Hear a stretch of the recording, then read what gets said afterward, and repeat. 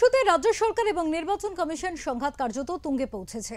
Commission আপাতত যে নির্দেশ দিয়েছিল তা মানেনি নবান্ন, পাল্টা রাজ্যের মুখ্য সচিব মনোজ পান্তকে দিল্লিতে তলব করে তারা।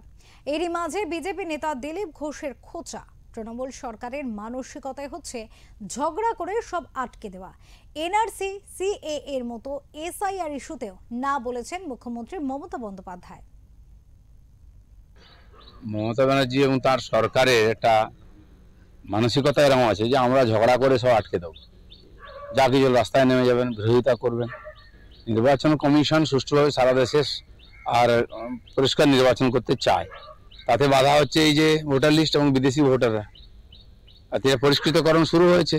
উনি ভাবছেন বাংলায় করতেই দেবেন না, গায়ে জোরে আটকে দেবেন। আজ পর্যন্ত কোনো কিছু আটকাতে পারেননি উনি, সাময়িক করছেন। তো নির্বাচন কমিশন দরকার হলে কঠোর পদক্ষেপ নেবে। আর এখন সরকারি যিনি এমপ্লয়ীদের মালিক তাকে ডেকেছে, দরকার হলে চিফ মিনিস্টারকেও ডাকবে। আর দরকার হলে কেন্দ্রীয় ফোর্স দিয়ে অন্যভাবে এখানে পুরো এসআইআর হবে এবং নির্বাচন সুস্থভাবে হবে।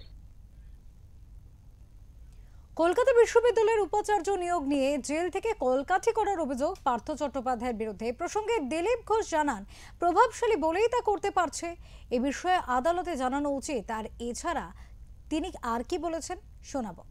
প্রভাবশালী বলেই তো ওনাকে আটকে রাখা হয়েছে।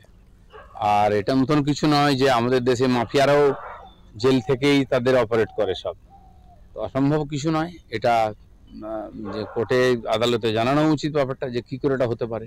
একটা লোক জেলে আছে, তারপরে তার প্রভাবে চলছে, আর তথ্য প্রমাণ সত্য, মানে শুদ্ধ কথা বলা উচিত।